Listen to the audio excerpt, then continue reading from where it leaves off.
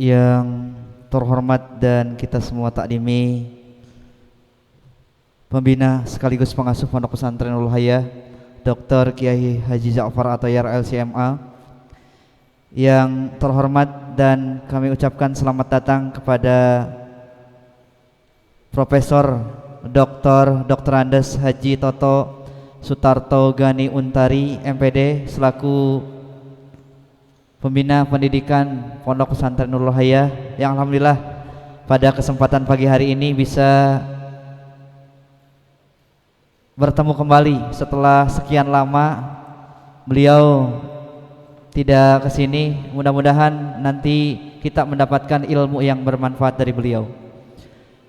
Yang saya hormati Mudirul Am Pondok Pesantren Nurul Hayah Ustadz Hilmi Rija SPD. Yang saya hormati Kepala SMP, Kepala SMA. Yang saya hormati Direktur Pendidikan Formal Bapak Haryanto SPD MPD. Yang saya hormati Bapak Asep Maman SPD. Dan yang saya hormati seluruh rekan-rekan pendidik dan tenaga pendidikan SMP, SMA dan Madrasah Diniyah Pondok Pesantren Nurul Hayah, yang alhamdulillah pada kesempatan pagi hari ini kita bisa berkumpul di tempat yang mudah-mudahan diberkahi oleh Allah Subhanahu wa taala. Amin ya rabbal alamin. Alhamdulillahirabbil alamin. Wassalatu wassalamu ala asrofil anbiya'i wal mursalin Sayyidina Muhammad wa ala alihi washabihi ajmain, amma ba'd. Pertama-tama marilah kita panjatkan puji dan syukur kepada Allah Subhanahu wa taala atas rahmat dan hidayahnya sehingga sampai detik ini kita masih diberikan kesehatan, masih diberikan kesempatan untuk mengikuti kuliah umum bersama Prof Toto. Mudah-mudahan kita semua selalu diberikan kesehatan dan panjang umur oleh Allah Subhanahu wa taala. Amin ya rabbal alamin. Salawat dan salam semoga tetap terlimpah curahkan kepada Kanjeng Nabi Muhammad sallallahu alaihi wasallam, kepada keluarganya, dan tidak lupa kepada kita selaku umatnya. Mudah-mudahan kelak di yaumil akhir mendapatkan syafaat darinya. Amin ya rabbal alamin. Mengawali perjumpaan kita di pagi hari ini, izinkan saya selaku pembawa acara akan menyampaikan susunan acara dalam rangka pembukaan kuliah umum dengan tema tentang implementasi kognitif, afektif dan psikomotor, yang nanti akan disampaikan secara langsung oleh Profesor Toto. Adapun susunan acara yang pertama yaitu pembukaan, yang kedua sambutan, dan yang ketiga doa. Dilanjut setelah itu langsung materi kuliah umum. Untuk mengefektifkan waktu, marilah kita buka acara pada kesempatan pagi hari ini dengan bersama-sama membacakan basmalah. Bismillah.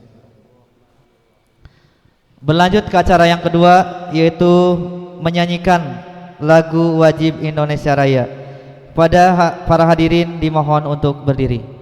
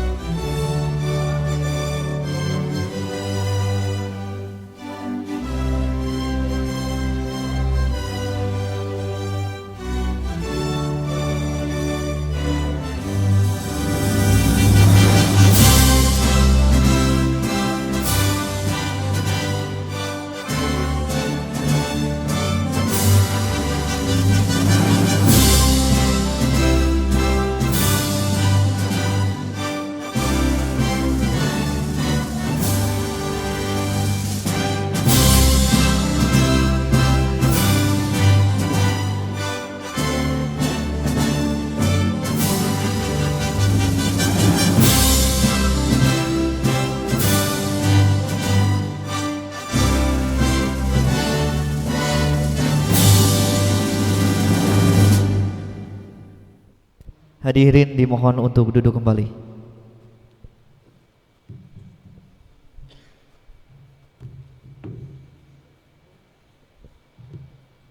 Masuki acara yang selanjutnya, yaitu sambutan dari Mudirul Am Pondok Pesantren Nurul Hayah kepada Ustadz Hilmi Rija SPD. Waktu dan tempat kami haturkan.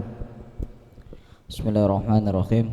Assalamualaikum warahmatullahi wabarakatuh. Alhamdulillahirabbil alamin wa bihi nasta'inu ala umuri dunya waddin. Wassalatu wassalamu ala sayyidina Muhammadin wa ala alihi wa sahbihi amma ba'du. Yang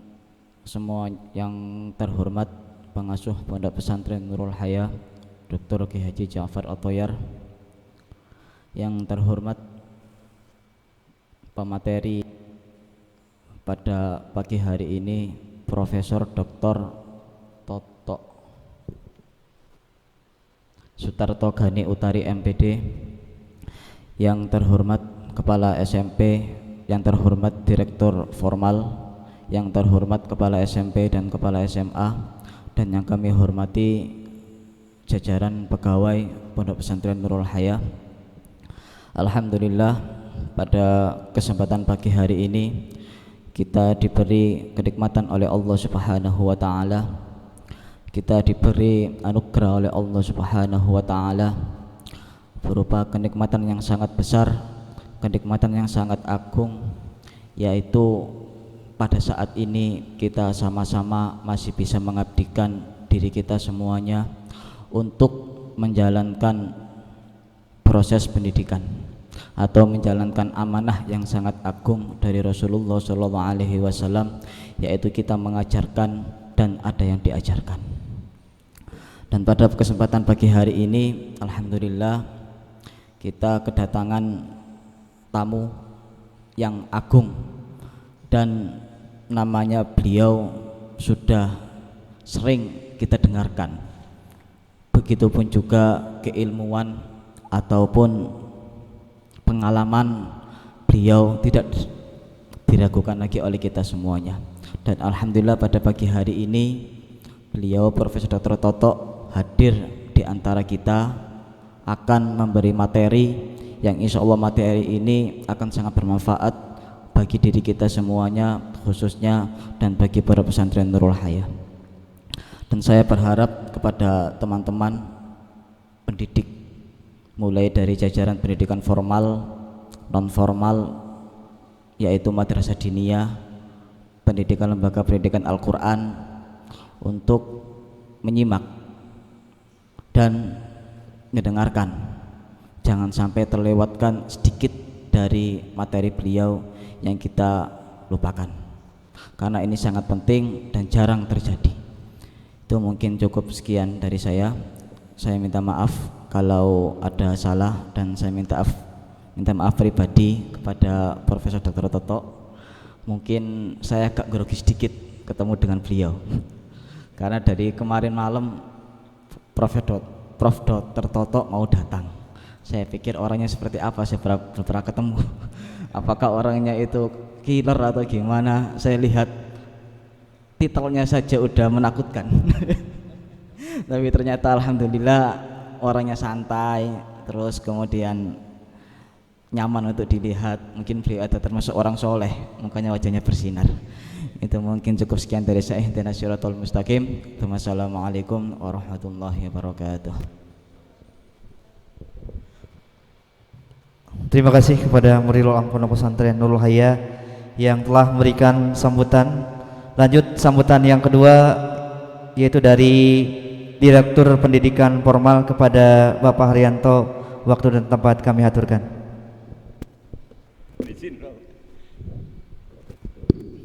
Assalamualaikum warahmatullahi wabarakatuh. Bismillahirrahmanirrahim. Alhamdulillahirabbil alamin. Wassalatu wassalamu ala asyrofil anbiya'i wal mursalin sayyidina Muhammadin wa ala alihi washabihi ajmain. Amma ba'du. Yang terhormat dan yang kami muliakan pengasuh Pondok Pesantren Nurul Hayah, Bapak Romo Kiai Dr. Ja'far At-Thoyar LCMA, yang terhormat Mudir Am Bapak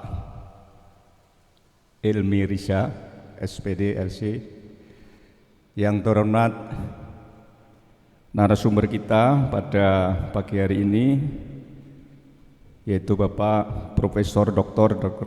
Andes Haji Toto Sutarto Gani Utari MPD. Selamat datang, Prof.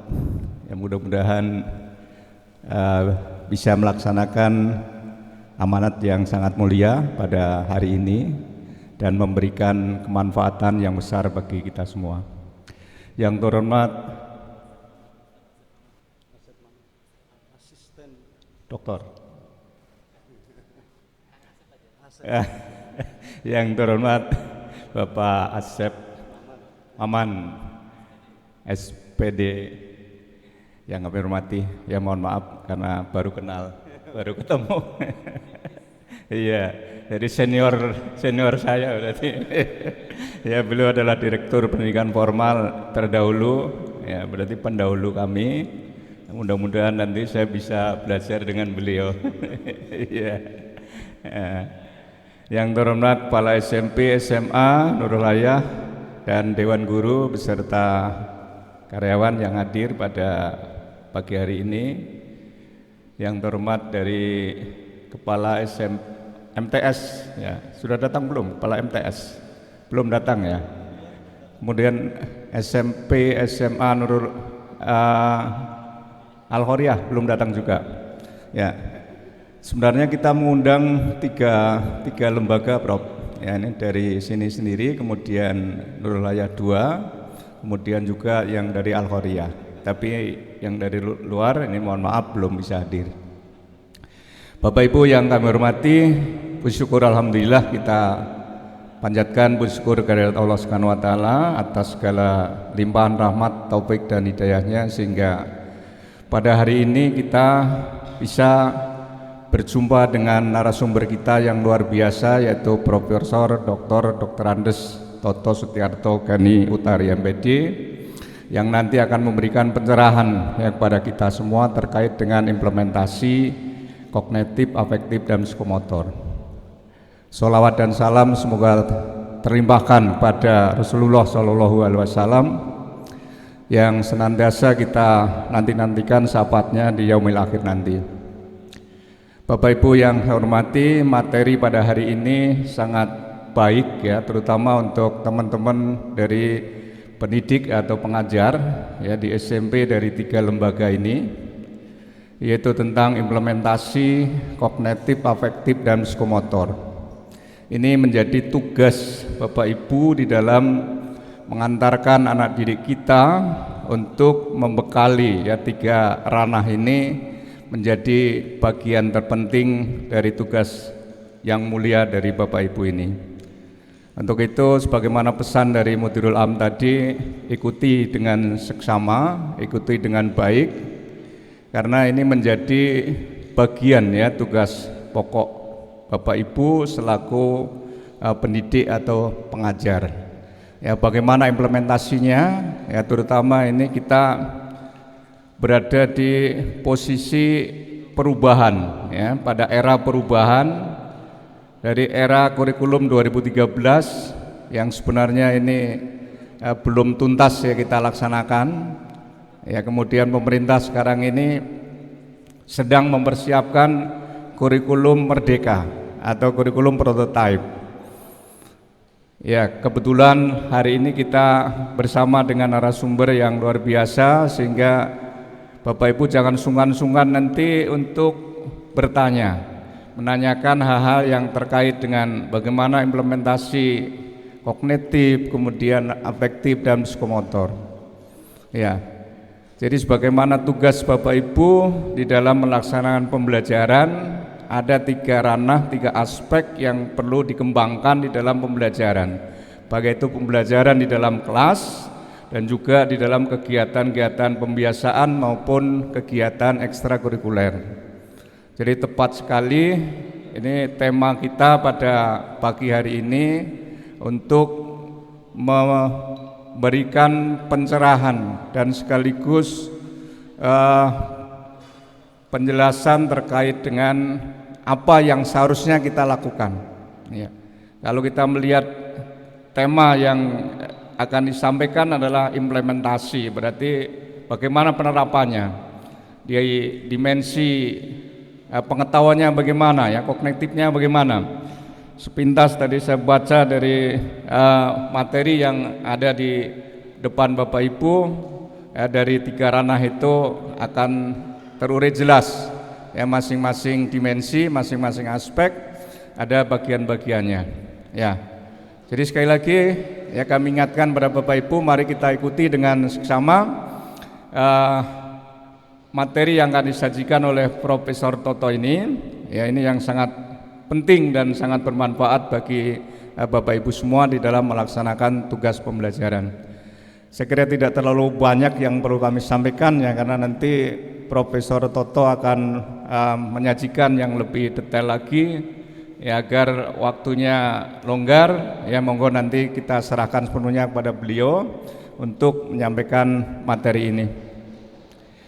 Dan permohonan maaf ya dari kami Prof, barangkali kami dan teman-teman di dalam menyiapkan tempat dan segala upo rampenya dengan segala sesuatunya barangkali kurang berkenan ya, mohon kiranya dimaafkan. Selanjutnya selamat ya kepada Profesor Toto ya untuk dapat melaksanakan tugas ya pada pagi hari ini untuk memberikan pencerahan pada teman-teman guru yang ada di 3 lembaga ini. Terima kasih. Ya, saya akhiri. Wassalamualaikum warahmatullahi wabarakatuh.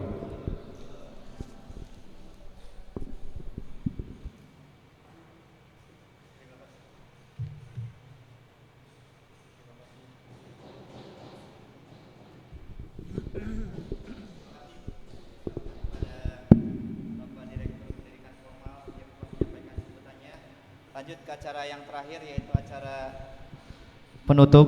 Marilah kita sama-sama tutup pembukaan tentang kuliah umum ini dengan bersama-sama membacakan. Nanti acara kuliah umum akan dipandu oleh moderator, yaitu Ustadz Ahmad Hafid. Saya akhiri, billahi taufiq wal hidayah. Wassalamualaikum warahmatullahi wabarakatuh.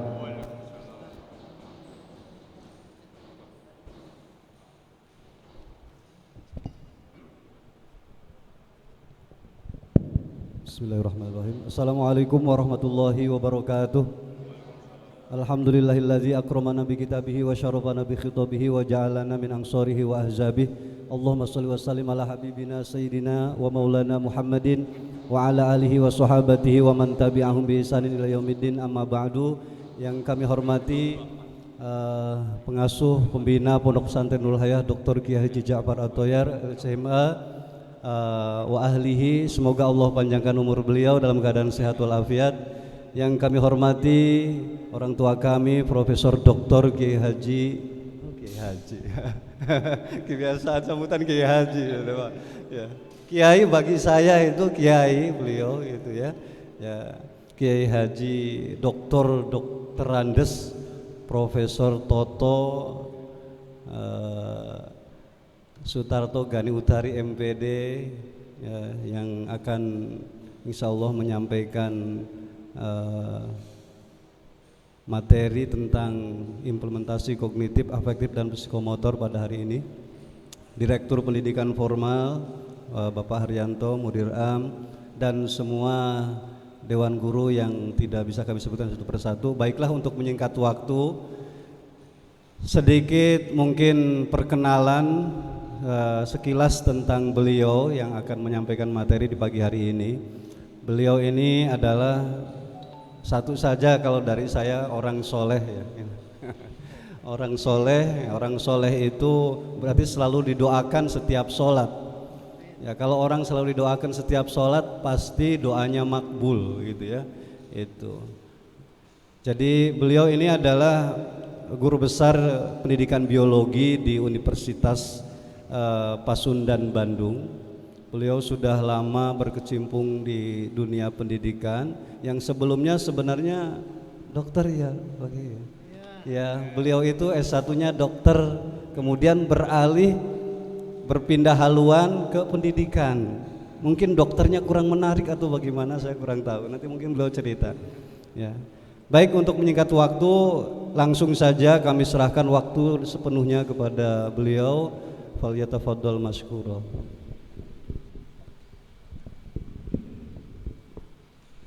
Langsung ya. Maaf saya berdiri. Sebenarnya berdiri sama duduk sama saja, Bos. Innal hamdalillah nahmaduhu wa nasta'inuhu wa nastaghfiruh wa na'udzu billahi min syururi anfusina wa min sayyiati a'malina may yahdihillahu fala mudhillalah wa may yudlilhu fala hadiyalah. Asyhadu an la ilaha illallah wahdahu la syarikalah wa asyhadu anna Muhammadan abduhu wa rasuluh, amma ba'du. Qala Allahu fil Qur'anil Karim,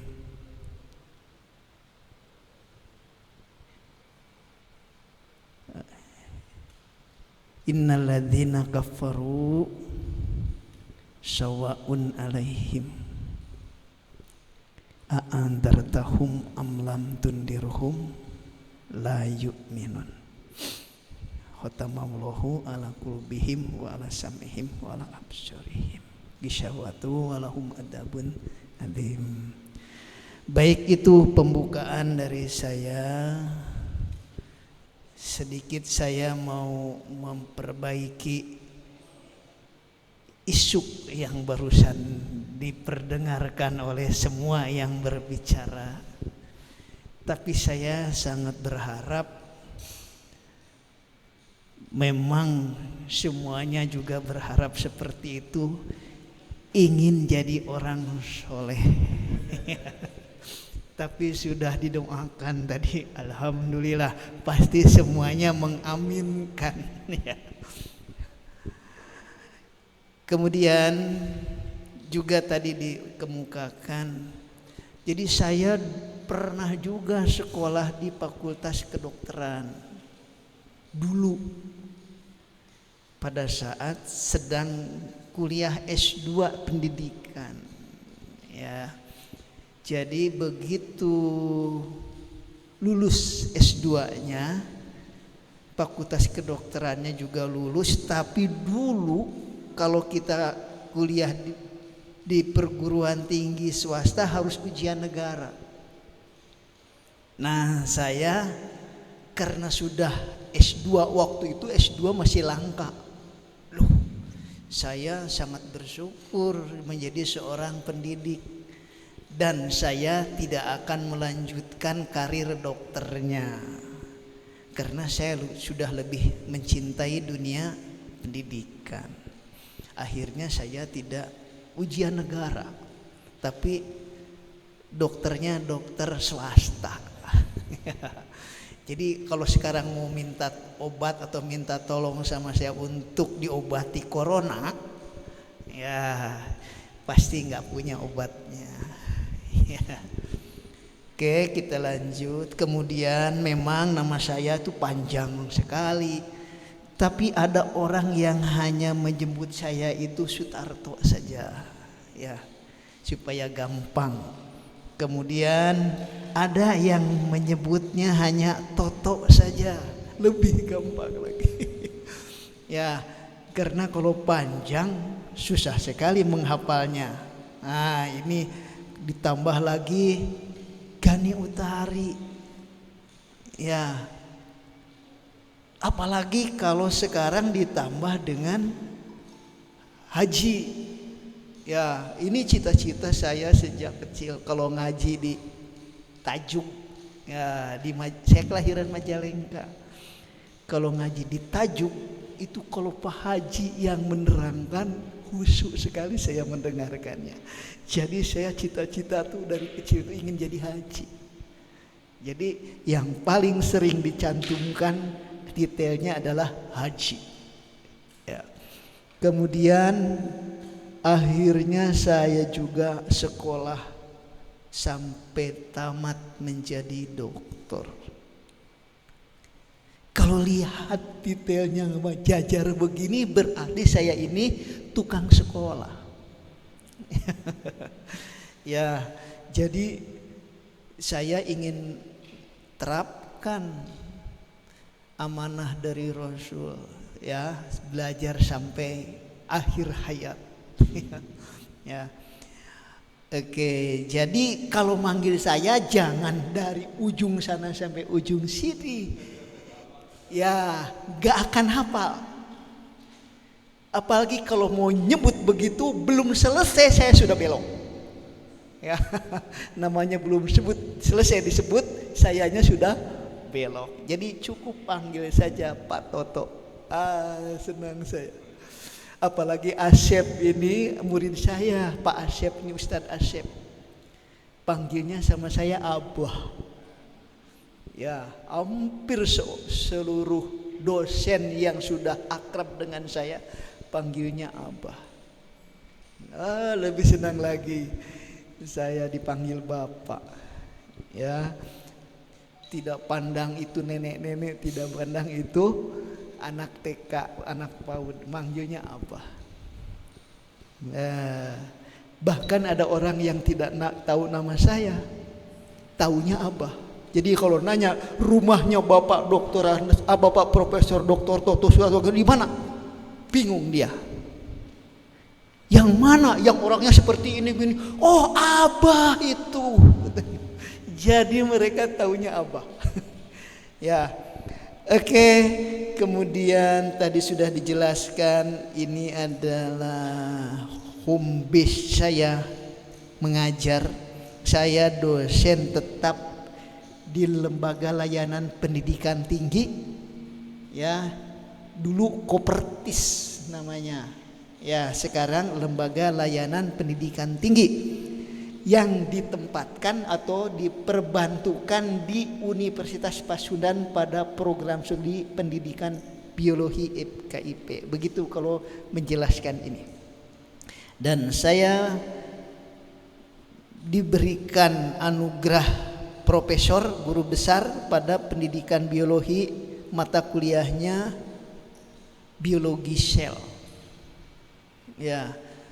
Jadi jauh sekali dengan yang akan diceritakan, tidak jauh, karena yang akan diceritakan hari ini adalah aplikasi dari biologi. Ya, jadi kalau kita mempelajari biologi, di dalamnya nanti ada aplikasi mengenai ini. Loh, judulnya kok ini yang difotokopi? Implementasi kognitif, afektif dan psikomotor. Ini ceritanya begini.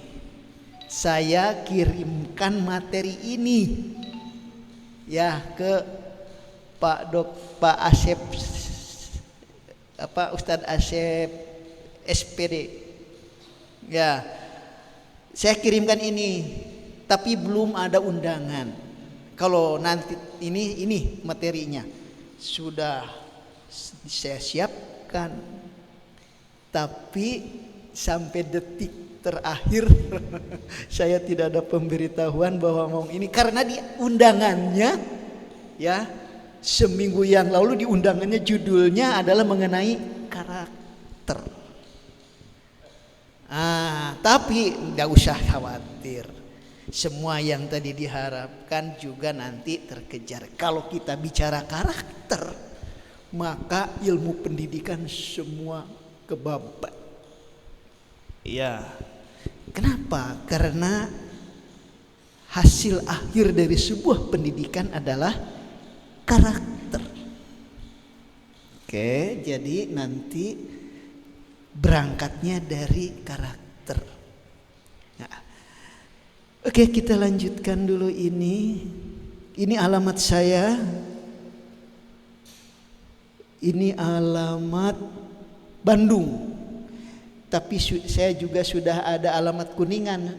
Maaf tidak tercantumkan. Oh, di sini juga tidak ada. Ada di sini. Di fotokopian ya ada alamat Kuningan. Kuningan Golden Resident C2. Ya. Kamuning Golden Resident C2 Kuning. Jadi ini alamat jelas. Jadi kalau ada yang mau kirim paket ke rumah saya pasti nyampe. Ya. Jadi jangan khawatir takut nggak nyampe nih kalau saya kirim paket. Pasti nyampe. Oke, itu terus nomor teleponnya. Itu nomor telepon rumah yang pertama, yang kedua HP, silahkan pilih. Tapi jangan telepon ke rumah. Ya, karena setelah sholat subuh saya sudah tidak ada di rumah. Ya, pulangnya nanti malam. Ya, jadi kalau tengah hari ada yang menjawab, halo, ya saya Pak Toto curi. Karena saya sudah berangkat dari rumah setelah sholat subuh, pulangnya malam. Jadi jangan telepon saja ke HP. Boleh yang 0811, boleh ke 0819. Halo Pak Toto, ya sudah terima paket dari saya? Pasti saya senang sekali menjawabnya. Oke, ini adalah perkenalan saya, ya, yang tadi tidak sempat diperkenalkan oleh moderator. Kemudian kita mulai dari sini. Ya, nanti uraiannya mulainya dari sini. Jadi karakter itu dikendalikan oleh memori. Ya, dikendalikan oleh memori. Tahu apa memori? Apa kira-kira memori? Sering mendengar, sering mengucapkan, tapi tidak tahu apa maknanya. Ya, itu kebiasaan orang Indonesia. Ya, berapa juta kata yang kita simpan di dalam memori, tapi kita tidak tahu maknanya. Oke, hari ini kita bongkar itu semua, ya. Kita bongkar. Apalagi ini kan asyatid, ya, dewan guru. Hati-hati. Jangan ada satu kata pun yang kita sampaikan pada murid kita yang kita sendiri tidak tahu. Ayo. Kenapa? Dicatat sama malaikat. Ya, maknanya jadi salah di luar, dibawa sama murid kita. Siapa yang bertanggung jawab? Ayo. Kita gurunya ya. Oke, mulai hari ini mari kita bongkar ini semua. Ya, mulai hari ini kita tidak lagi mengucapkan satu kata pun yang kita tidak tahu maknanya. Oleh karena itu, semua yang ada di dalam memori kita, kita bongkar satu persatu. Mari kita maknai supaya kita terlebih dahulu tahu makna dari setiap kata yang kita simpan sebelum kita sampaikan pada murid kita. Ya, oke, kita lanjutkan saja dulu itu. Saya akan bicara karakter. Kenapa karakter baru sekarang ini ramai dibicarakan orang? Ya, kenapa baru ramai sekarang dibicarakan orang? Apakah dulu tidak ada karakter? Sejak makhluk hidup diciptakan sudah ada karakter. Tapi kenapa baru ramai sekarang dibicarakan? Oke, kita lihat. Karena muncul karakter-karakter ekstrim. Ya. Karena muncul karakter-karakter ekstrim. Kita lihat apa saja. Ini yang serba tidak. Ya. Tidak apa? Ini dia tidak jujur, ya, tidak disiplin, tidak tanggung jawab, tidak peduli. Peduli itu gotong royong, kerjasama, toleran, damai, ya. Kemudian maknanya juga harus benar. Yang disebut gotong royong apa, kerjasama apa, toleran apa. Ya, toleran ini sudah banyak sekali maknanya. Ya, tergantung siapa yang mengucapkannya. Nggak boleh. Ya, oke. Orang Islam paling tahu toleran. Kenapa? Karena diajarkan oleh Allah dan Rasulnya. Ya kan? Lakum dinukum waliyadin. Itu toleransi Islam. Toleransi bukan Islam, toleransi manusia. Makna toleransi yang sebenarnya. Ya, begitu diajak. Yuk, ya Muhammad, kita melaksanakan sesama agama kita. Pada saat merayakan agamaku, kau ikut dalam perayaan. Pada saat perayaan agamamu, kami ikut. La, kata Rasul, ya kan? Muka turun. Lakum dinukum waliyadin. Jadi tidak ada kata kerjasama ibadah antar agama. Ya, awas, ini milik kita, toleransi ini milik seorang Muslim. Oke, kita lihat selanjutnya. Mengapa karakter ekstrim ini tidak terpecahkan? Ya, mengapa karakter ekstrim ini tidak terpecahkan?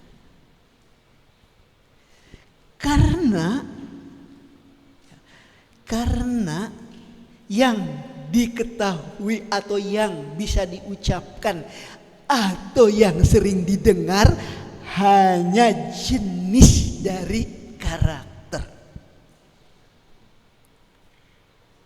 Jadi kalau kita ditanya apa itu karakter, pasti bicaranya jujur, adil, disiplin, kerjasama, begitu kan?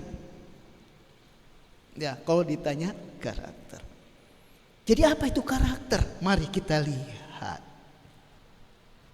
Ya, jadi yang harus kita bongkar supaya bisa dipecahkan karakter ekstrim ini, kita harus tahu dulu apa itu karakter dan bagaimana karakter itu terbentuk. Ya. Oke, dan siapa nanti kalau ditambah, siapa yang harus membangun karakter itu?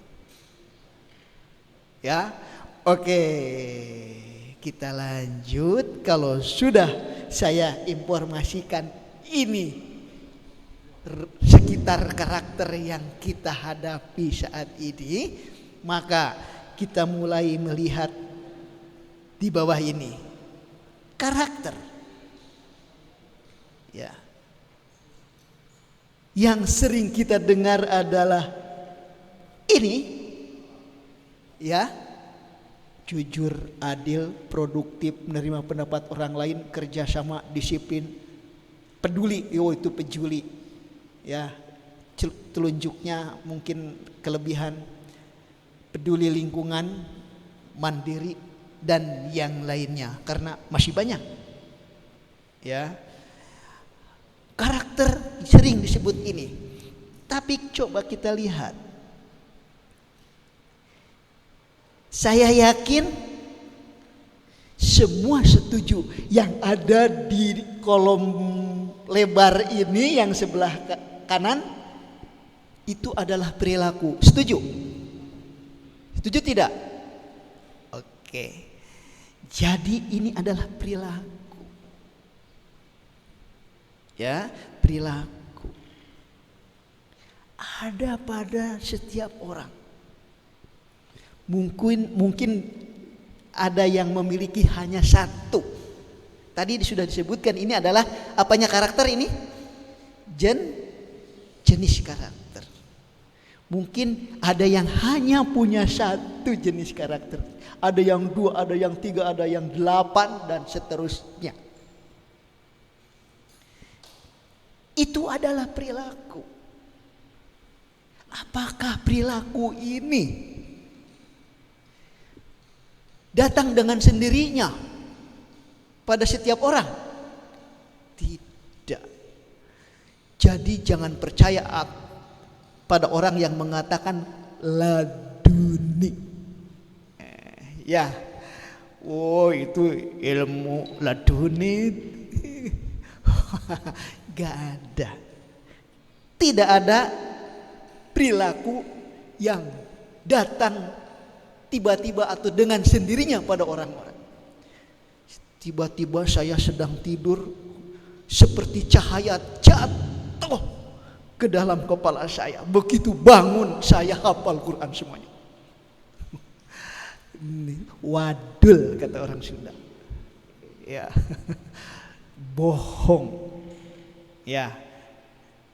Tidak mungkin ada orang seperti itu. Jadi harus bagaimana supaya kita punya perilaku? Harus dibentuk, harus dibangun. Nah, jadi kalau kita ingin anak kita, adik kita, keponakan kita punya perilaku salah satu dari yang 9 ini, maka kita wajib apa? Membentuknya. Jadi harus dibentuk. Ya. Sama dengan guru,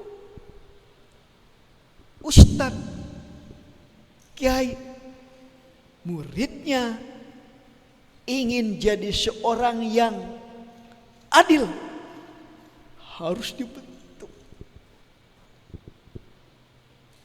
Ya, jadi kita harus punya perbendaharaan jenis-jenis karakter yang ingin nanti dimiliki oleh santri kita.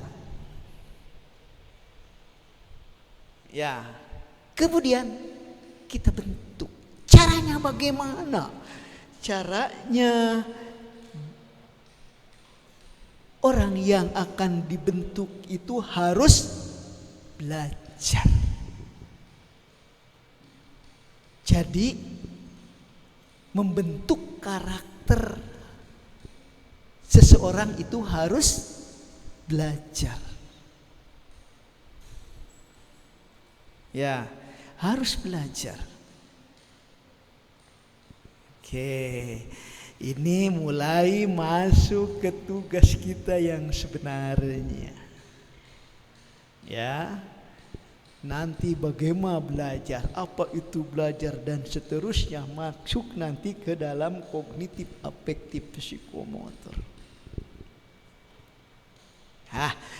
Oke, kalau sudah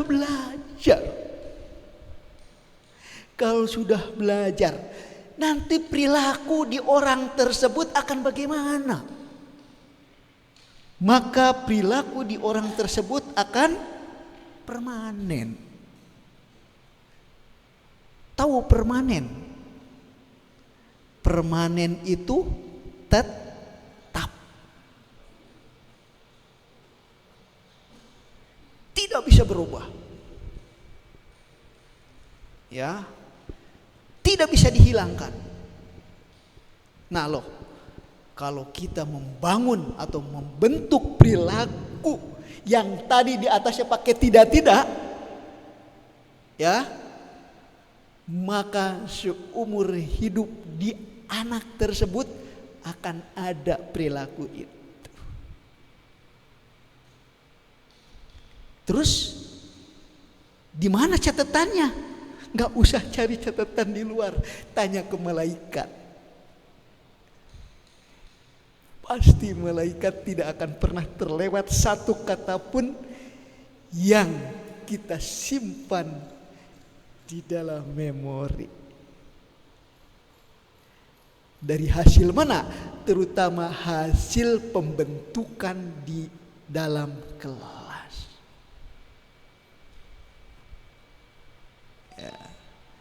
Apalagi selain di dalam kelas punya tanggung jawab juga di mana? Di asrama. Membina dan mengawasi. Berat tugasnya, berat. Apa upahnya? Luar biasa. Pahalanya lebih dari orang yang hanya mengajar di dalam kelas. Dia juga bertanggung jawab terhadap penghuni asrama, terhadap santri-santrinya. Pahalanya lebih. Ya. Jadi jangan protes nanti di akhirat. Dia teman saya dulu kok beda. Dia lebih bagus tempatnya, gedungnya nanti di sorga. Kan mau masuk sorga semuanya kan? Oh iya, nanti beda. Kenapa? Tidak usah malaikat yang menjelaskan dia. Saya kan pengurus asrama selain jadi guru. Ya.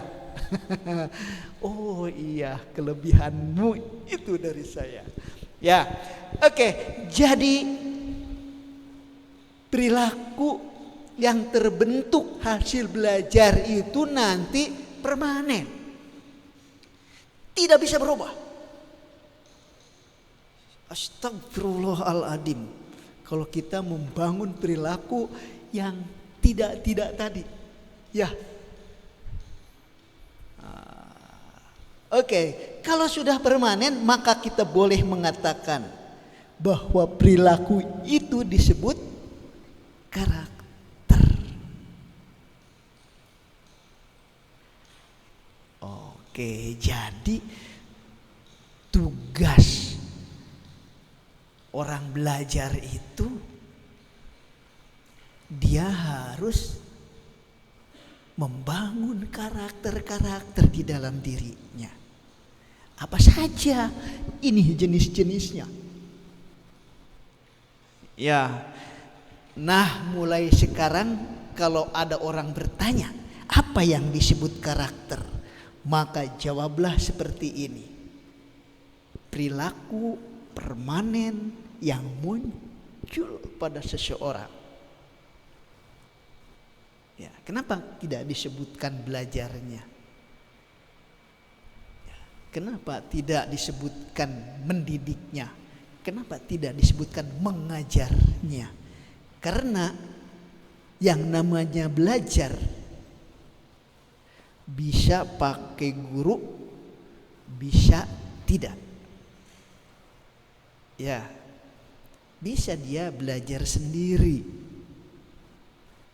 Nah, kalau belajar sendiri pasti aturan mainnya dibuat oleh dirinya sendiri. Dan sasarannya juga dibuat oleh dirinya sendiri. Ya, tapi kalau yang diajar menggunakan pengajar, maka aturannya dari yang mengajar. Caranya ditentukan oleh orang yang mengajar. Oke, sampailah kita ke apa yang dimaksud dengan karakter dan bagaimana karakter terbentuk. Oleh karena itu, kalau sudah seperti ini, maka karakter bisa dibentuk, bisa dibangun. Maka kita akan memperoleh hasil mengurangi karakter ekstrim yang tadi sudah disampaikan. Ya, oke. Jadi nanti akan muncul karakter-karakter baru, ya, yang menjadi lawan dari karakter-karakter ekstrim tadi. Oke, kita lanjut. Tadi ada kata belajar. Nah, kita merayap, merangkak ke sesuai dengan judul yang ada di dalam fotokopian ini, implementasi kognitif, afektif, dan psikomotor. Oke, mulai kita masuk ke dalam belajar. Ya, makin masuk ke dalam semakin mengetahui nanti apa yang dimaksud dengan karakter. Apalagi judul yang ditugaskan ke saya itu tidak hanya karakter yang baik di dalam undangan. Oke, nanti bersama santri putra putri itu akan kita bahas di depan mereka. Oke?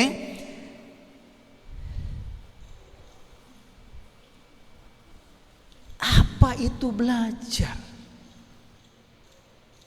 Tadi sudah saya sampaikan, bisa belajar sendiri, bisa dibantu orang lain, atau ada yang mengajar.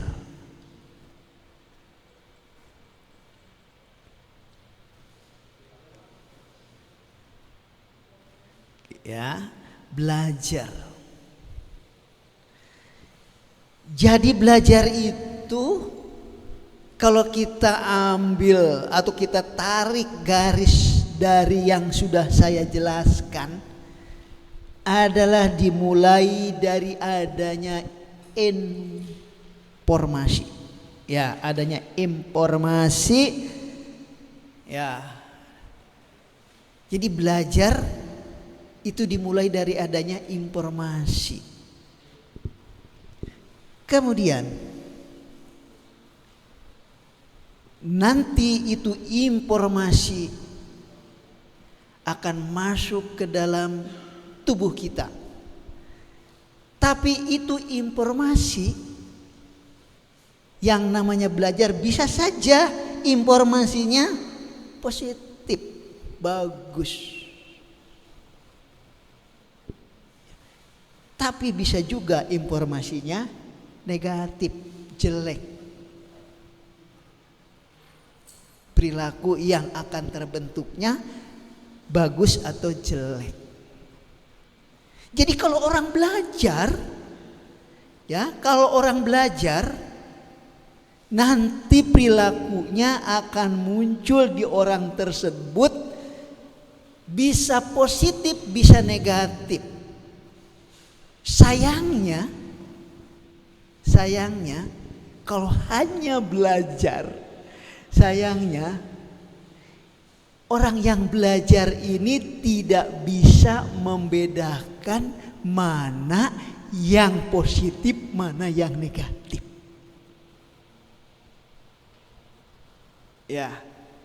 Jadi kalau hanya belajar, hanya mengajar, tidak bisa dipisahkan atau dibedakan oleh orang yang belajarnya mana yang positif, mana yang negatif.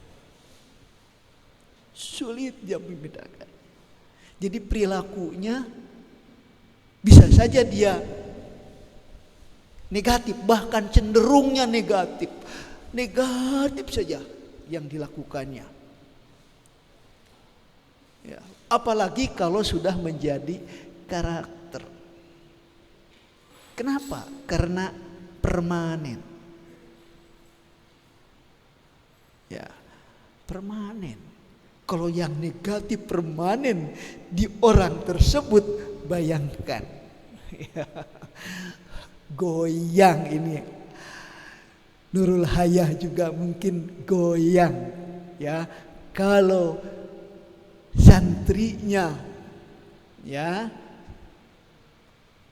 sudah disimpan sesuatu yang negatif di dalam memorinya, sehingga harus hati-hati. Oke, kita lanjut dulu ini. Ini disimpan di dalam memori. Ya, simpan di dalam memori. Kalau sudah tersimpan di memori, gak bisa dirubah.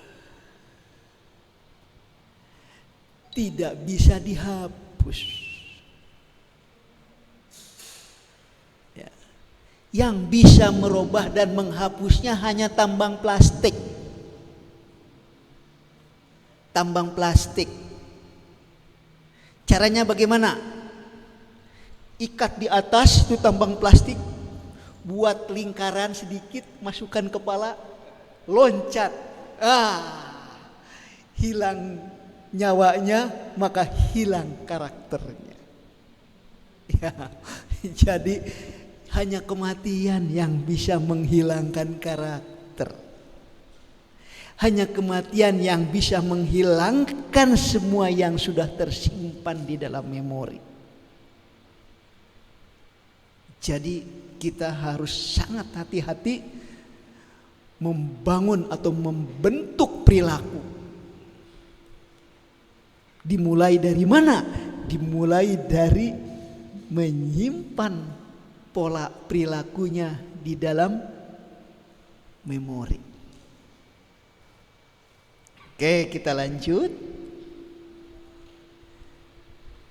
Yang tadi sudah dijelaskan, maka akan terbentuk karakter, perilaku yang permanen. Ya, perilaku yang permanen. Oke.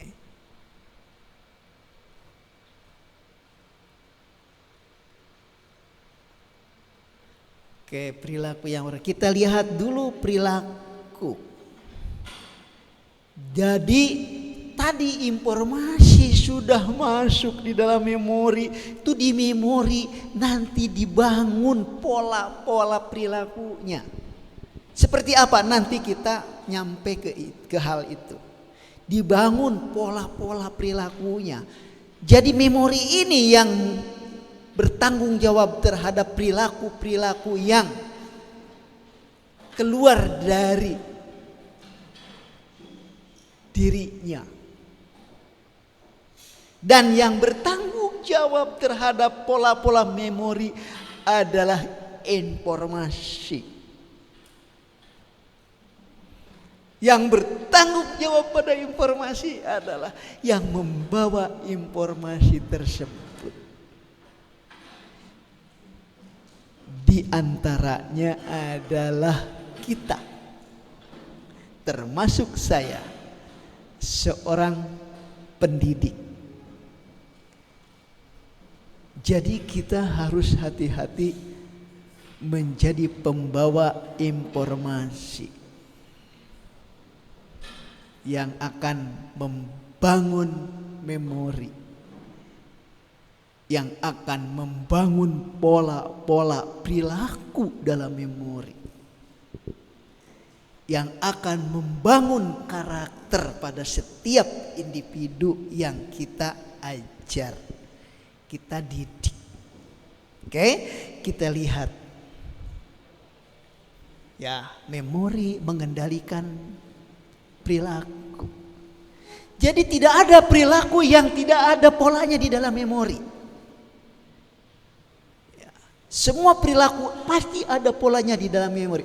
Kalau tidak ada polanya di dalam memori, tidak ada perilakunya, tidak ada tingkah lakunya. Pokoknya saya bisa melakukan ini, nggak tahulah di sininya mah ada nggak? Bohong. Awalnya dari sini. Terus sesama teman, bicara yang kasar-kasar ya, kata orang Sunda mah yang jorang-jorang. Bicara terus ditegur sama orang, bicaranya yang benar, apalagi ini kan ngajarnya juga di pesantren, masa bicaranya seperti itu hanya di mulut saya, di sininya mah nggak ada. Wadul. Gak bener itu, bohong. Pasti ada polanya di sini ya. Nah, jadi yang mengendalikan tingkah laku itu adalah memori, pola yang ada di dalam memori. Sebelum dilanjutkan nanti saya off dulu jam 10 karena saya ada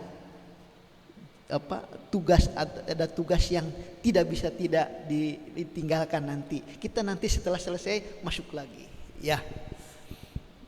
Oke, karena sulit sekali ketemu saya ya, udah 3 tahun saya baru berdiri lagi di sini. Oke, Jadi tingkah laku itu ada polanya. Siapa yang membangun polanya? Memori.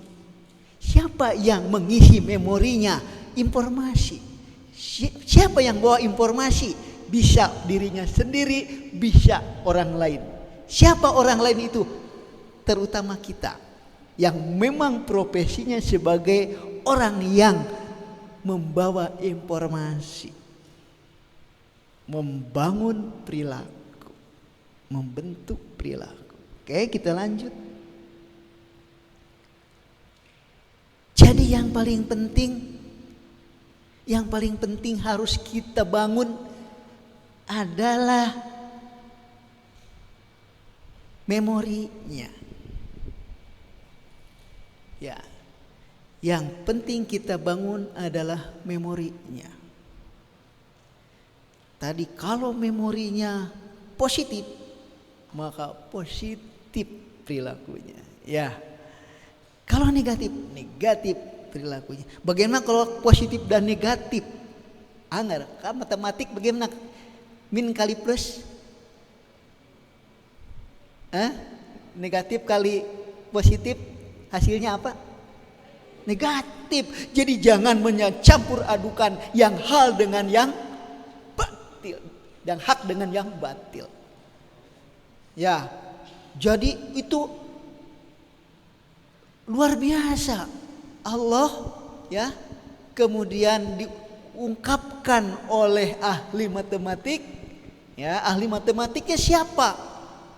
Orang Islam, Muslim. Dia jabarkan, ya, jangan mencampur adukan yang hak dan yang batil. Ternyata dalam matematik seperti itu. Min 2 kali plus 2 min 4. Itu. Ya, jadi kalau kita mengajarkan yang negatif dan yang positif, dua-duanya sama kuat, maka yang akan keluar adalah hal yang negatif. Pantas banyak sekali penjahat atau pencuri di negeri ini. Bahkan mereka menjadi pemimpin negara ini. Ya, menteri-menteri, anggota-anggota DPR, perwakilan yang mewakili kita. Ceritanya di televisi cuma itu saja, koruptor. Ternyata yang muncul menteri, apalagi kepala daerah, ya, terus apalagi anggota DPR. Nah, kenapa begitu?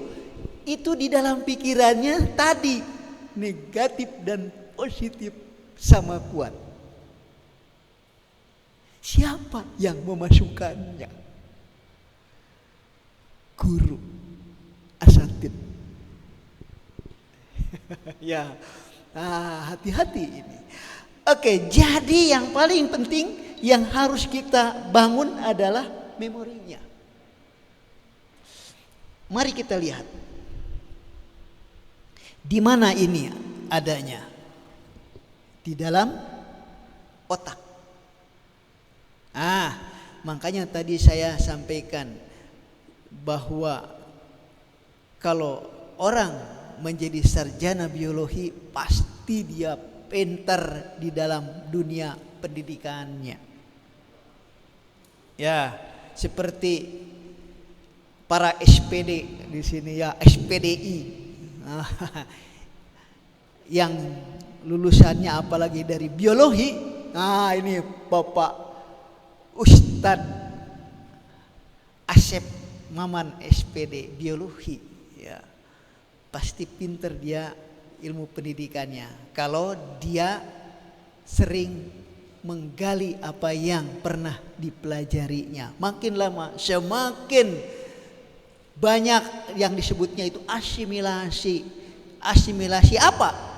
Asimilasi isi memori, sehingga akan membuahkan ilmu-ilmu baru, ya.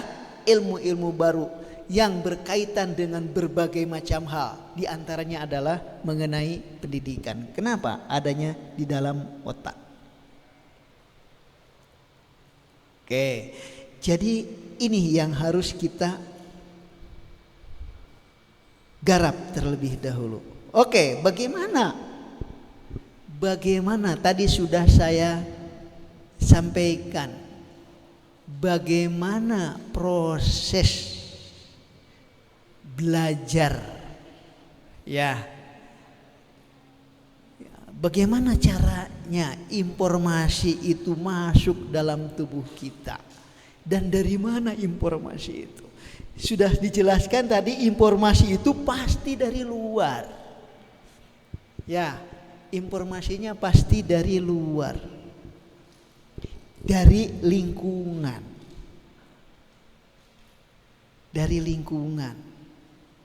Jadi yang akan mengisi kepala kita, otak kita itu adalah apapun yang ada di luar diri kita. Ya, apapun yang ada di luar diri kita. Tetapi masuknya itu memiliki syarat. Apa syaratnya? Syaratnya adalah harus dirubah dulu lingkungan itu menjadi stimulus. Apa stimulus? Rangsang.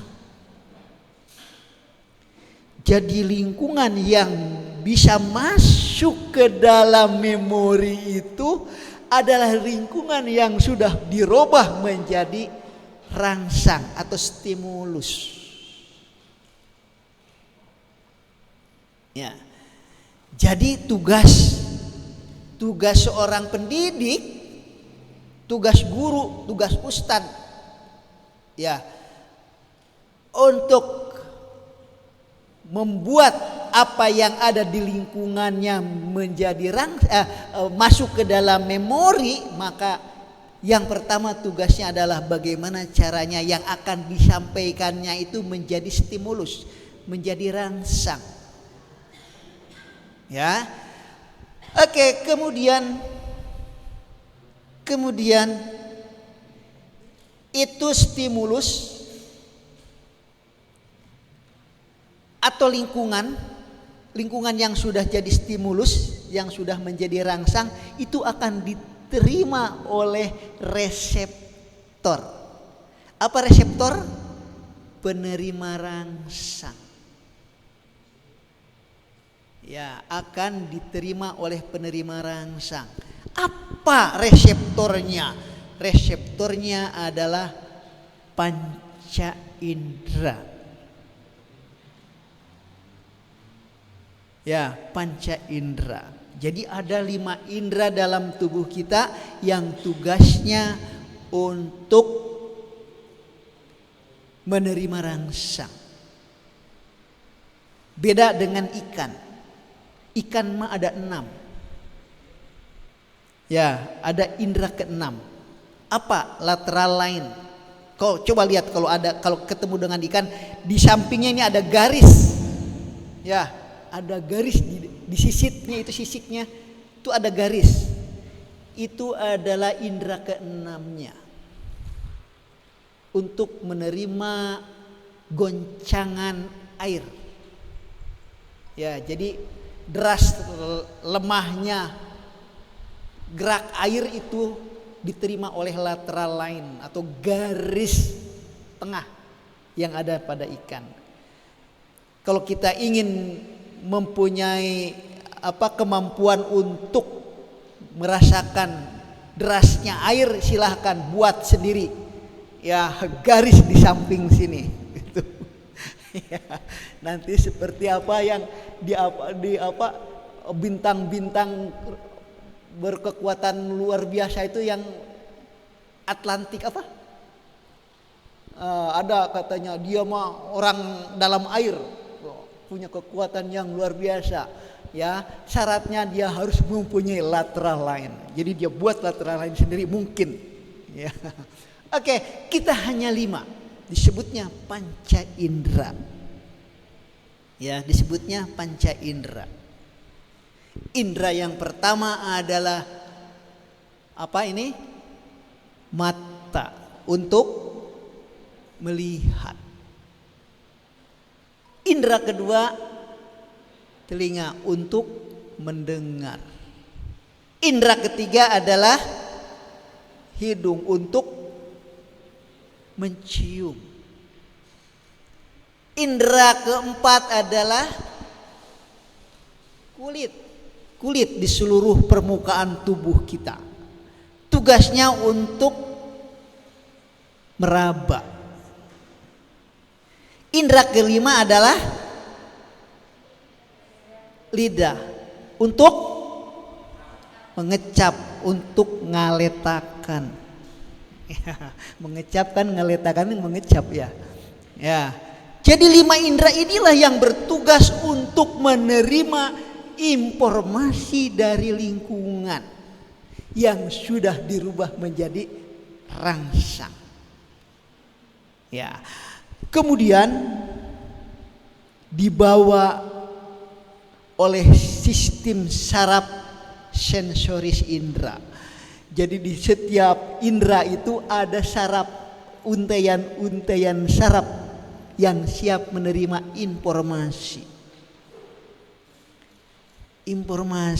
Informasinya hanya dalam bentuk sinyal. Karena tidak bisa dibawa dengan bendanya.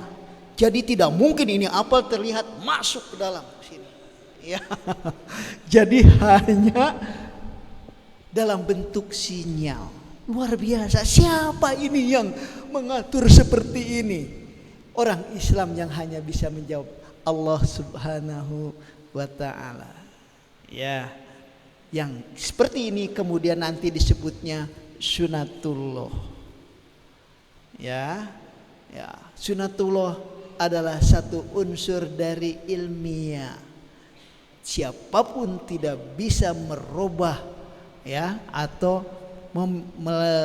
memalingkan arah dari sunatullah. Sekali dirubah hancur. Ya. Mungkin kehancuran negeri ini karena tidak mengikuti sunatullah. Ya.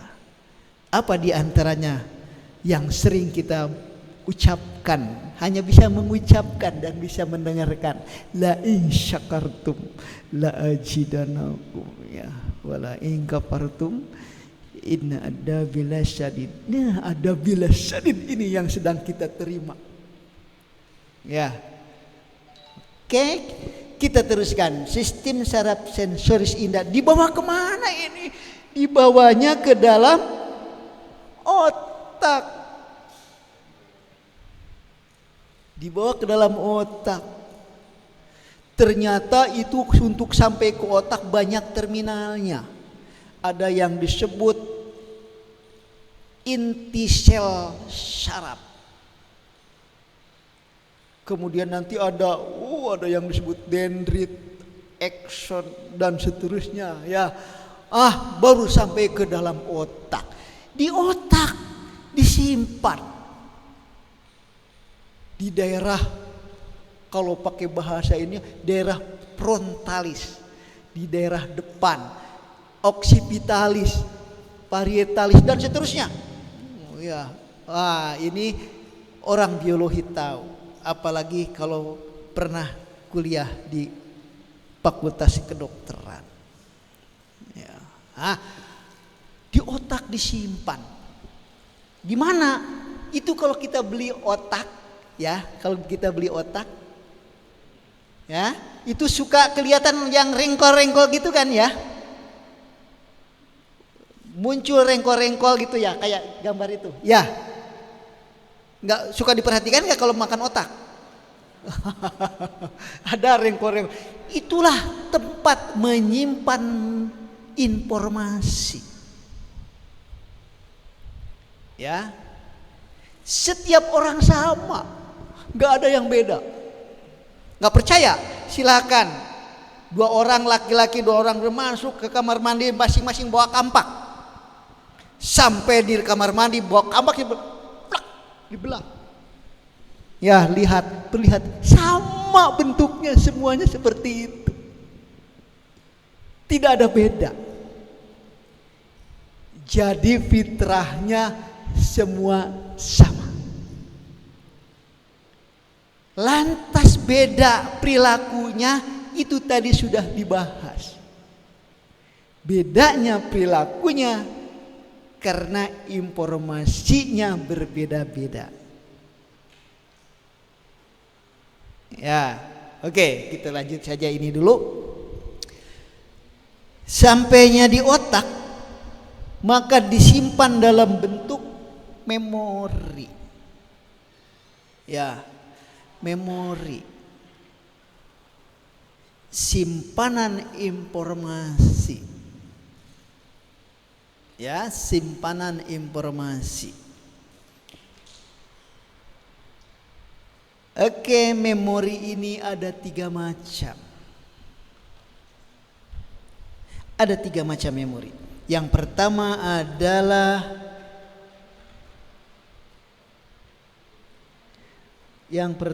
adalah memori jangka pendek, short term memory. Oke, sebelumnya kok yang begini diterangkan sama kita sih? Gitu. Ya, ini penting. Kalau kita tidak tahu ini nanti ngajar semau-maunya. Ya, tapi setelah tahu ini nanti kita hati-hati sekali menyampaikan informasi pada santri kita. Oke, kita lanjut. Yang pertama disebut short term memory, memori jangka pendek. Persis dengan namanya, short term memory atau memori jangka pendek, itu memori informasi singgah di kepala hanya sebentar, pendek waktunya, mungkin sedetik, 2 detik atau semenit, 2 menit tersimpan di dalam memori, kemudian hilang. Hilang, bukan lupa, hilang. Seperti tidak pernah diberitahu apa-apa, seperti tidak pernah diberikan informasi apapun, hilang.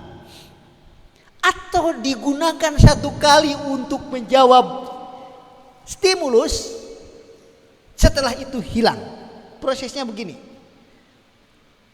dibawa ke generator atau pembangkit respon. Respon itu jawaban.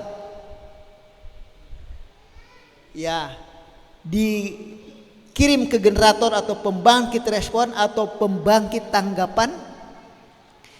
Kemudian dibawa oleh sistem saraf efektor. Ya, jadi saraf waktu masuk dibawa oleh saraf sensori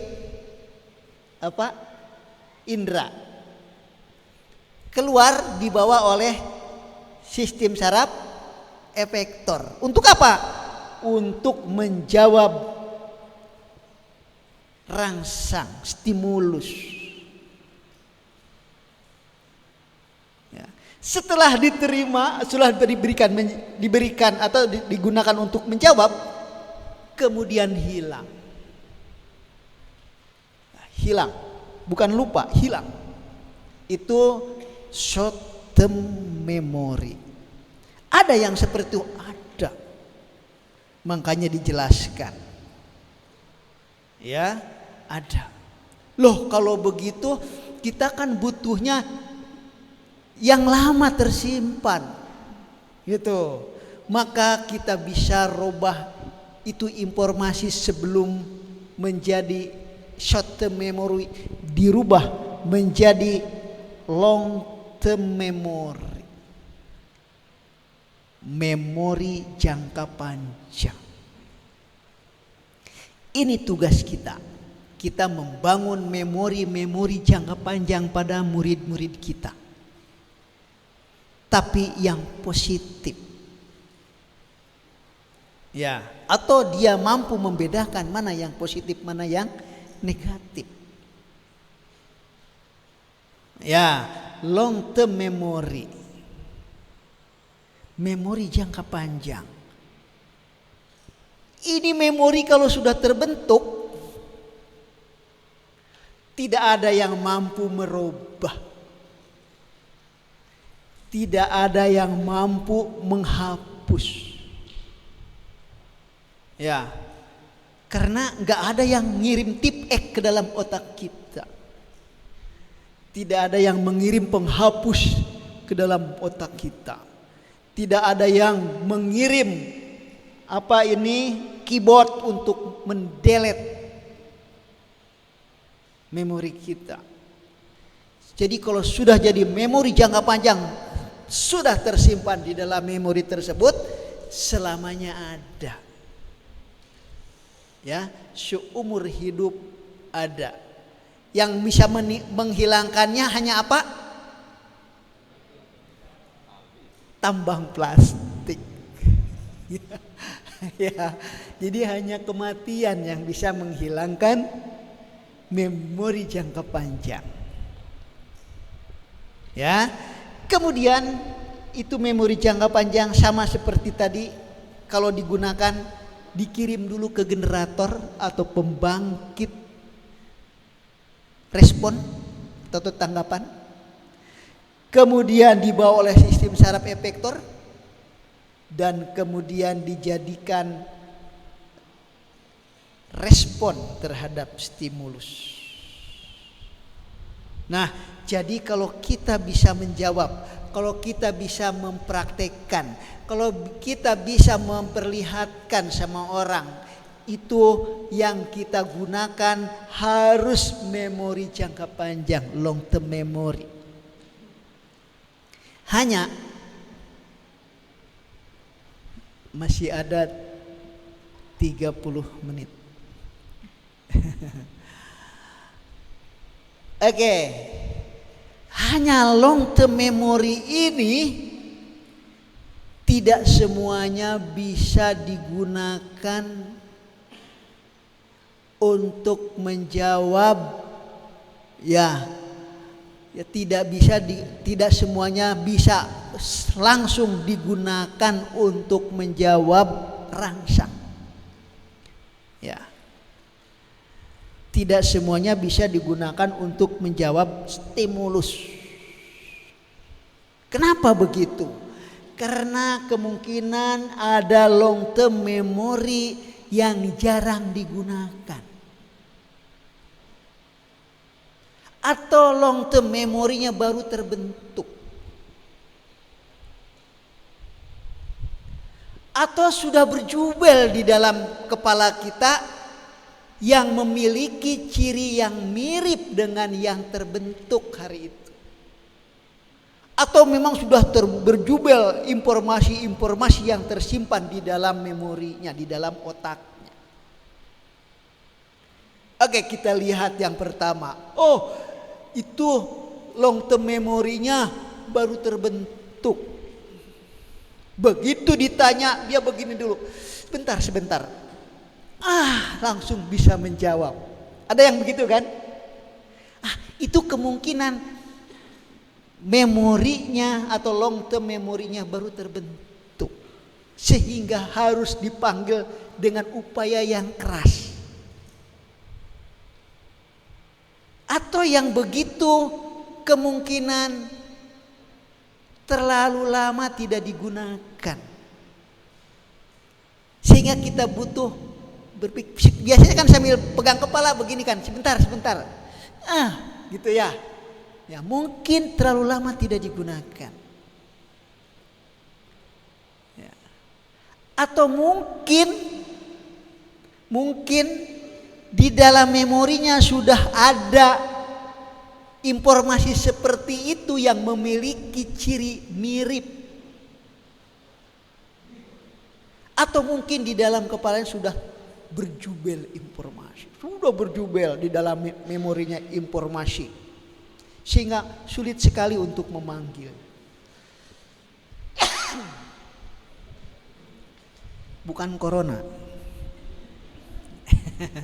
Ini AC-nya ngadap ke saya. Saya AC gini kurang kuat. Baiknya diam aja ngadap ke sana. Oke, kita lanjut saja. Contoh yang pertama yang baru saja terbentuk. Misalkan ada orang yang kos. Ada yang hidupnya di kosan. Ya. Kalau saya sama ibu setahun kemarin manusia kosan. Baru sekarang kita pindah ya, Bu. Baru setengah tahun saya pindah. Jadi profesor termiskin sedunia. Rumahnya saja kos. Baru pindah. Untung ada yang disebut bayar tapi nyicil. Nah, alhamdulillah. Oke. Itu orang kosan pindah rumah, pindah kosannya kemana? Masuk ke dalam, berapa kali belokannya? Ya, begitu ditanya sama temannya, kamu kos di mana sekarang? Duh, jangankan ini, saya masih belum bisa menjelaskan karena saking banyaknya pengkolan, karena dan dia baru pindah, maka belum bisa menyebutkan. Tapi setelah sebulan dia bolak-balik setiap hari ke tempat kosannya, maka begitu di mana tempat kosanmu? Dia sambil merem, dia bisa menjelaskan. Ya. Bisa menjelaskan tempat kosannya di mana. Ya. Jadi kemungkinan itu jarang digunakan. Atau jadi supaya bisa digunakan memorinya harus sering dilatih. Sehingga kita sering pada murid, pada santri mengatakan, minggu depan ulangan. Ya, kuis. Maka kalian menghafal. Maksudnya adalah supaya memorinya diulang-ulang sehingga bisa tersimpan di dalam memorinya, kuat dan mudah untuk digunakan atau dipanggil. Long term memory. Nama tadi saya sudah jelaskan. Kenapa saya menjelaskan nama satu persatu? Karena saya tahu bahwa menghafal pun tidak gampang. Nyebut nama orang. Sekarang ada yang hafal nama saya? Enggak kan? Sulit, panjang sekali. Tapi kenapa saya bisa menyebutkannya sambil merem? Saya hafal betul nama saya. Dan Anda pun seperti itu. Nama Anda tidak akan pernah lupa. Kenapa? Setiap saat digunakan. Jadi kalau ada orang yang ditanya begini, namamu siapa? Aduh, nama saya siapa ya? Ini celaka ini. Ya, bahaya ini orang begini. Ya, nama. Terus ditanya alamat pun begitu. Iya ya, rumah saya di mana ya? Sudah orang begini, culik saja. Ya, orang nggak tahu nama sendiri, alamatnya tidak tahu, culik saja yang begini. Ya, jadi itu rahasianya adalah di long term memory. Ya, jadi memorinya harus dirubah menjadi memori jangka panjang. Kita pun harus begitu pada santri. Ya, kewajiban kita diantaranya adalah itu, membangun long term memory. Oke. Kemudian tadi yang ketiga, terlalu banyak isi memori yang memiliki ciri yang mirip. Ya. Contohnya, saya ini anak kelima dari 10 bersaudara. Yang hidup, kalau hidup semua 14. Dulu orang tua bangga sekali punya anak banyak. Ya kan? Ya Pak, bangga sekali punya anak banyak. Ayah dan ibu saya bangga anaknya banyak. Ya, Kalau ada orang tua atau rumah tangga yang anaknya cuma 3, itu tetangga datang tetangga ke rumah itu nanya, kenapa? Kalau di daerah Sunda kunaun, ya kalau di Cirebon apa? Nopo.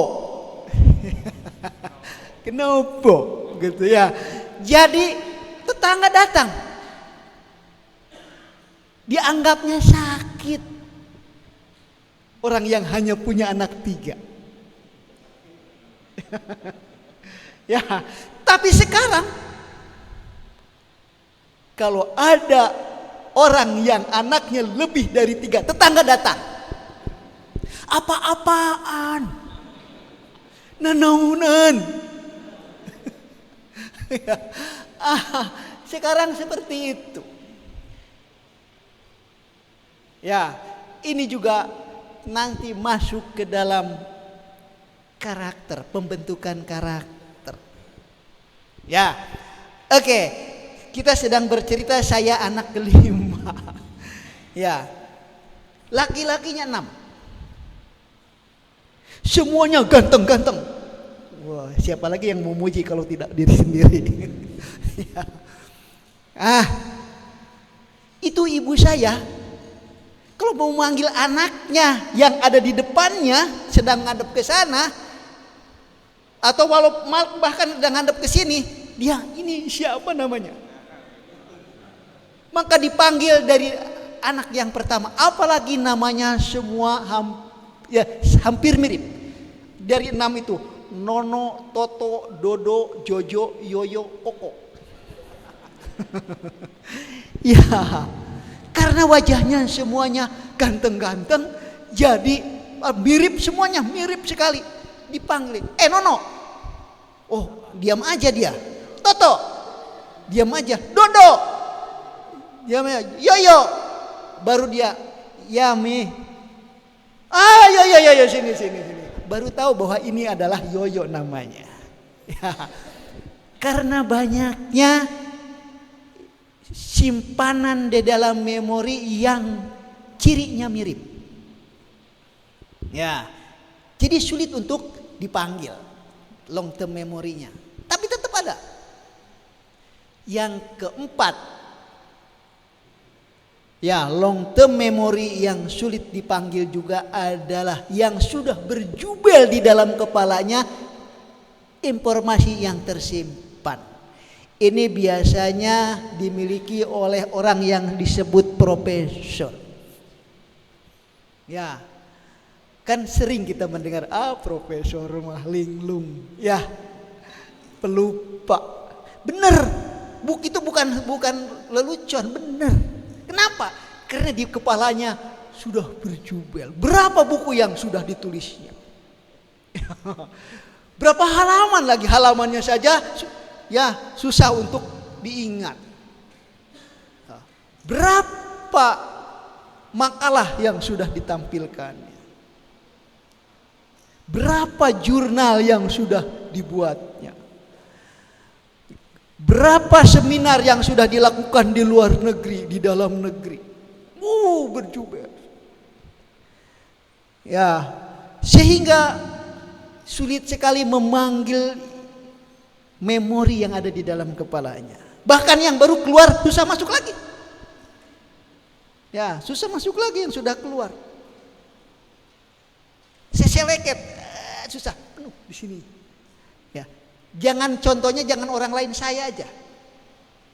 Suatu hari saya ngajar harus di luar kota, Cianjur. Tiba-tiba setiap hari kalau berangkatnya subuh, si ibu berdiri di depan garasi, didikte dulu. Apa? Dompet sudah dibawa, siap.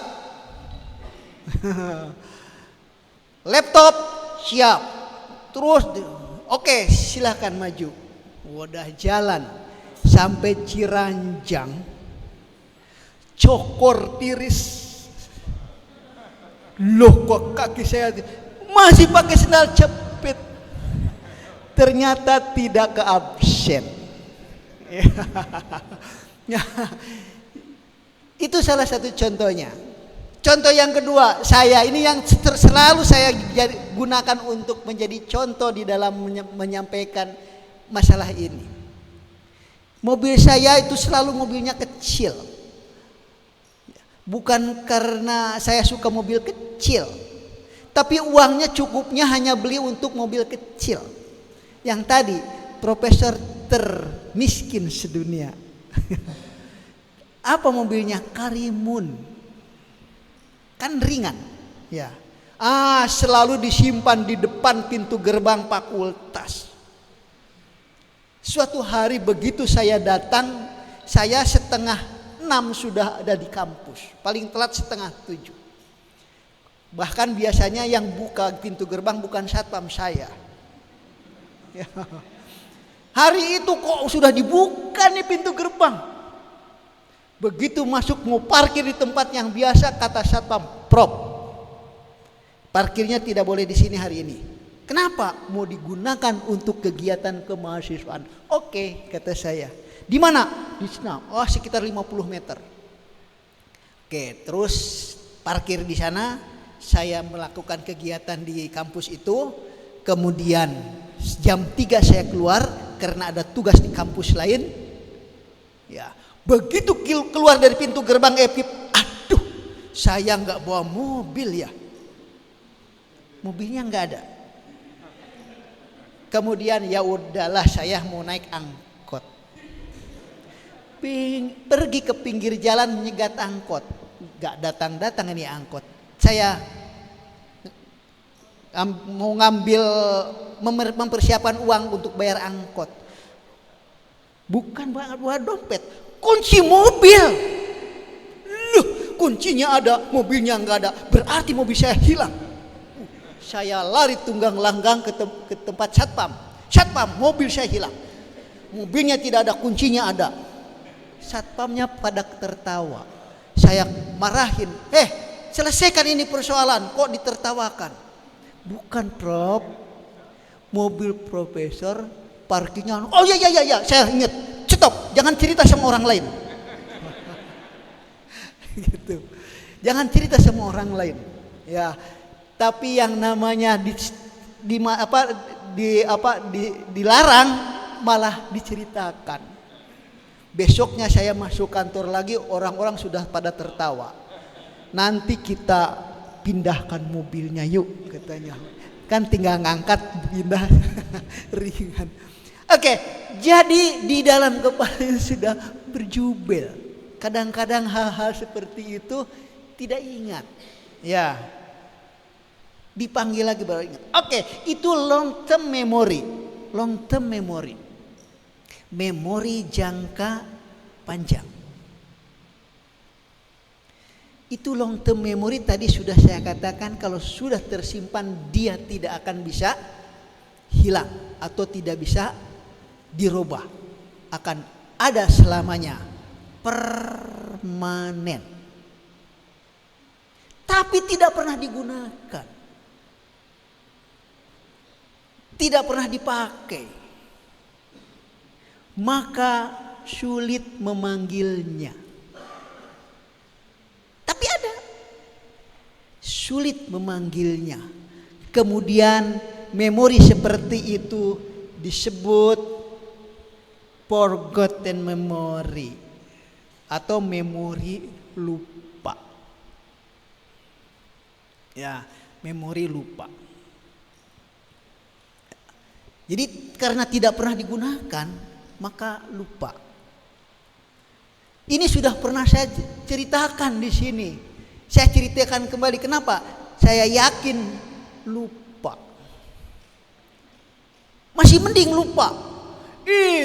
Short term memory. Ya.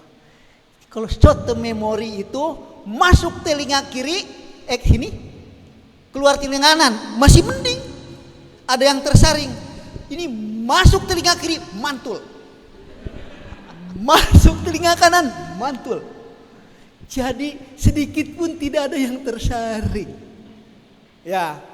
Ah, jangan sampai seperti itu. Ingat, setelah pulang dari sini minimal buku ini dibaca. Kok belum nyampe ke yang ini? Belum. Ya, ini pintar juga panitianya. Ya, saya sudah kirim ini, dia minta materinya yang itu. Jadi tambah banyak materi yang harus saya sampaikan. Oke, kita lanjut. Jadi ada forgotten memory, memori lupa. Ya. Terus memori lupa ini bisa digunakan? Tidak bisa. Kapan? Pada saat datang stimulus yang sangat kuat. Ya, pada saat datang stimulus yang sangat kuat. Maka akan keluar lagi tuh memori. Contoh. Dulu waktu ABG punya sahabat kan? Ya, sahabat. Atau waktu masih kanak-kanak, waktu di SD SMP punya sahabat kan? Ya, punya kan? Nah, coba sama sahabat pernah kita bicara lemah lembut, sopan santun, bahasanya indah, tidak kan? Nah gitu. Ya, dasar kok gimana? Oh, bahasanya luar biasa. Tapi itu nikmat sekali, ya. Dengan teman. Apakah sampai sekarang suka berbicara dengan teman yang dulu itu dirubah menjadi bahasa halus? Tidak, walaupun sekarang jadi asatid. Kamu kan ustadz, masa ngomongnya sekarang? Enggak, dia juga nggak suka kalau disebut. Gimana? Oh, dia nggak suka, ngambek dia. Oh, kamu mentang-mentang jadi ustadz malah begitu. Ya. Nah, benar kita sedang duduk di kantor Nur Haya, teman waktu di SD dulu, si datang. Begitu datang, pasti yang ini ucapannya, mau apa kemari? Kata orang, rek naon siaka dia. Nikmat itu orang yang ditegur seperti itu, dia itu juga nikmat rasanya. Ya. Nah, kok bisa begitu? Kenapa? Karena memorinya masih ada. Di memorinya masih ada. Saya sudah lupa dulu kamu itu suka dipanggil goblok sama saya. Enggak. Pasti malah justru manggilnya stimulusnya kuat. Ya, sama dengan koruptor.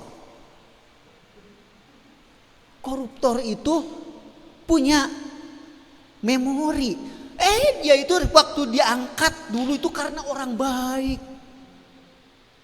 Ya, pinter, perhatian, lulusannya juga dari gitu kan. Maka dijadikan menteri. Begitu jadi menteri, jadi koruptor. Kenapa? Di dalam memorinya ada. Ya, memori yang tersimpan tentang bagaimana caranya mencuri. Ya, maka begitu dia masuk menjadi menteri, banyak stimulus yang datang. Apa? Uang ngagunduk. Ya, di mana ngagunduknya? Di dalam program, ya, di anggaran. Waduh, banyak. Ini kan saya ini ingin jadi orang kaya. Ini banyak. Berarti ini saya ambil sebagian. Dari sini ambil sebagian. Gitu. Itu stimulusnya kuat. Jadilah dia koruptor.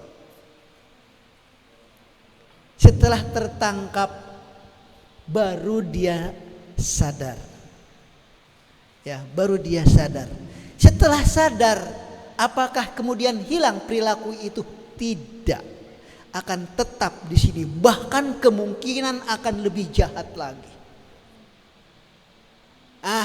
Itu makanya kita tidak boleh menyimpan memori negatif pada santri-santri kita. Ya, oke. 5 menit lagi kita nanti istirahat dulu, ya. Oke, saya ada tugas yang lain yang tidak bisa ditinggalkan. Oke, kita lihat. Oh, ini semua peristiwa ini ada yang mengontrol. dikontrol pembentukannya dari mulai stimulus sampai ke menjawab lagi stimulus, itu ada yang kontrol. Kontrol ini penting. Kalau kontrolnya tidak bekerja, tidak akan ada satu kata pun yang tersimpan di dalam memori. Jadi kontrolnya ini harus bekerja. Ya, jadi tugas kita bagaimana caranya supaya kontrol ini bekerja. Jadi kalau ada orang yang pelanga-pelongo itu bukan bager. Mungkin dia nggak ada apa-apa di dalam kepalanya. Ya, di kelas saya mah semua anaknya baik-baik, bager, cuma bisa senyum. Belum tentu. Siapa tahu di kepalanya itu kosong melompong. Ya, jadi cuma pelanga-pelongo, senyum, manggut, senyum. Ya, yang bagus adalah di kelasnya itu rame. Banyak yang bertanya begini. Jangan, hei, gimana sih kamu nanya aja kerjaan? Wah, ini celaka. Guru yang seperti ini celaka. Ya, kenapa? Dia tidak jelas inginnya murid yang seperti apa, yang pelanga-pelongo atau yang banyak bertanya. Pasti harusnya yang banyak bertanya. Kenapa? Karena anak ini di dalam kepalanya sudah banyak memorinya. Sudah banyak informasi yang tersimpan di dalam memorinya. Sehingga dia terus ngomong, terus bertanya. Ya, terus berdiskusi. Tinggal kita harus mampu. Di sini tugas kita untuk mengendalikan santri yang seperti itu supaya lebih bagus apa yang ditanyakannya bisa digunakan oleh dia untuk menjawab kalau dia nanti di luar mendapat pertanyaan seperti itu dari orang lain. Ya, jadi kontrol harus bekerja. Kalau kontrolnya bekerja, maka memorinya akan berisi. Kalau kontrolnya tidak bekerja, memorinya kosong. Jadi anak baik nantinya cuma bisa senyum dan manggut.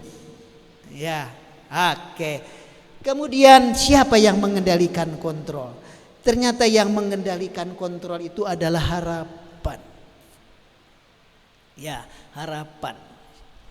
Jadi kalau tidak punya harapan, kontrolnya tidak bekerja. Siapa yang harus membangkitkan harapan? Kembali lagi, asatid, ya, atau guru, atau ustadznya, pendidiknya, sehingga nanti disuruh melakukan apersepsi.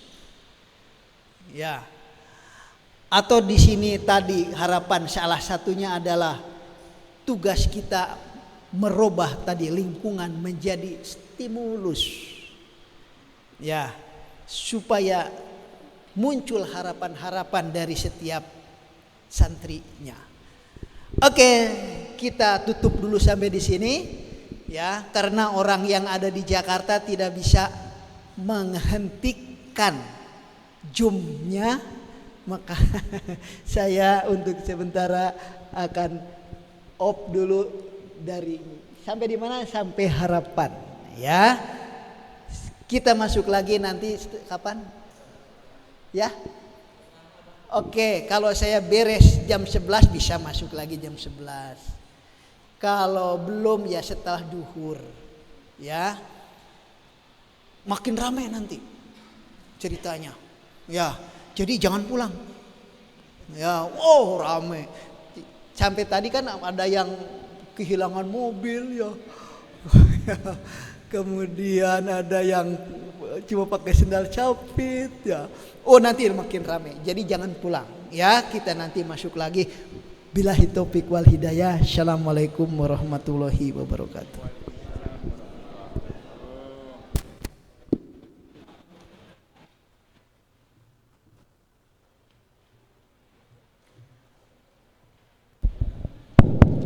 Baik, terima kasih kepada Profesor Toto. Para peserta kuliah umum, tadi sebagaimana sudah disampaikan oleh beliau, apabila kegiatan beliau di Jakarta itu sudah selesai jam 11, maka nanti kita akan masuk lagi jam 11. Karena itu kami berharap sebelum jam 11 sudah standby di sini, karena sesi pertama untuk Dewan Guru itu hanya sampai duhur nanti kalau ini. Kemudian nanti jam 1 itu untuk para santri dan jam 1.